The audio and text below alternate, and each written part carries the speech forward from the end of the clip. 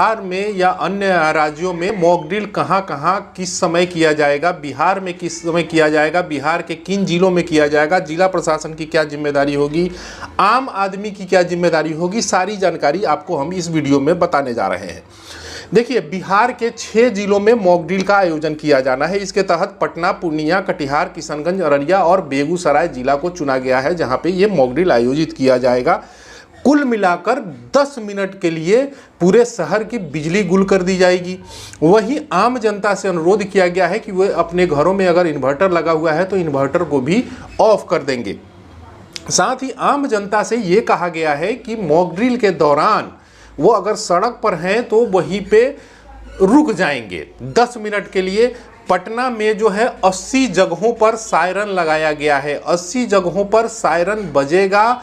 उस समय से मॉक ड्रिल स्टार्ट हो जाएगा, लाइट काट दी जाएगी, सड़कें थम जाएंगी, आवाजाही बंद हो जाएगी और जो है 10 मिनट बाद फिर से लाइट को चला दिया जाएगा, फिर से सामान्य दिनों की तरह आवागमन चालू हो जाएगा। लेकिन सबसे बड़ा सवाल यही है कि इन 10 मिनट में हमको क्या करना है, आपको क्या करना है।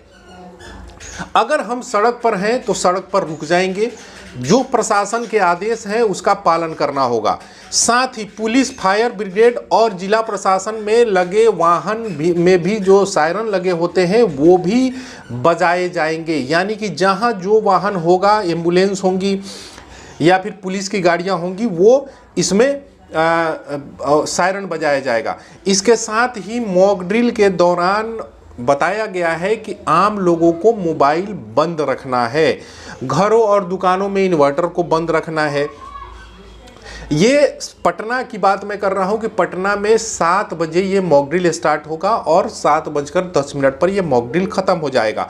वहीं जहां सायरन जो जिला प्रशासन ने चुने हैं कि कहां कहां सायरन बजाया जाएगा, उसमें पटना मेडिकल कॉलेज, गांधी मैदान स्थित reserve bank of India, Patna university समेत कई हॉस्पिटल्स और महत्वपूर्ण जगह जो है जो ये चुना गया है। आपको बता दें कि भारत और पाकिस्तान के बीच जब से विवाद बढ़ा है तब से केंद्र सरकार ने ये सर्कुलर जारी किया राज्यों को कि आप जो है मॉक ड्रिल का आयोजन कीजिए। मॉक ड्रिल में ये होगा कि आपको हमले के समय आपको कैसे बचना है, हमले के समय अगर हमला होता है तो जहां आप हैं सुरक्षित जगहों पर आप कैसे जाए। इसमें जो है पुलिस प्रशासन की भी जिम्मेदारी बनेगी कि आपको कैसे समझाया जाए, आपको कहां ले जाया जाए, आपको उसके लिए दिशा निर्देश जारी होंगे। यानी कि आने वाले समय में 1971 में मॉक ड्रिल किया गया था। जब 1971 में युद्ध हुआ था भारत और पाकिस्तान के बीच, तब मॉक ड्रिल हुआ था। उसके बाद ये पहली बार है, 1971 के बाद ये पहली बार है जब पूरे देश में मॉक ड्रिल का आयोजन किया जा रहा है। यानी कि भारत अपनी तैयारी पुख्ता कर लेना चाहता है।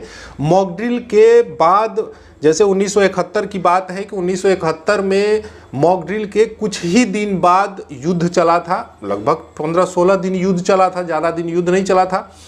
लेकिन उन 15-16 दिन में ही देश जो है वो कई साल पीछे चला जाता है। युद्ध से किसी देश को फायदा नहीं होता है। लेकिन अगर आपके संप्रभुता पर, आपके देश पर अगर कोई हमला होता है तो उसका जवाब देना भी जरूरी होता है।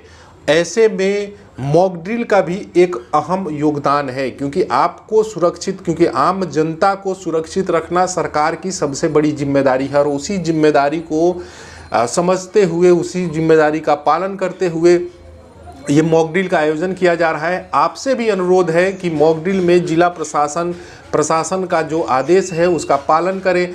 अगर आप घर में इन्वर्टर लगा के रखा है तो उस इन्वर्टर को 7 बजे से लेकर के 7:10 तक बंद रखें।